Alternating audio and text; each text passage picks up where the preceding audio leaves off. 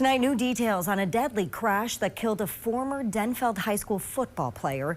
This week, prosecutors charged 24-year-old Lee Arthur Green Jr. with criminal vehicular homicide and driving while under the influence. That crash happened on May 16th on Highway 2 just outside of Brookston. Investigators say Green was driving a Jeep nearly 90 miles an hour when that car went airborne, rolled, and then snapped up in half near the power pole. According to a criminal complaint, Green smelled of alcohol, had bloodshot eyes, and a blood test later confirmed both alcohol and THC in his system.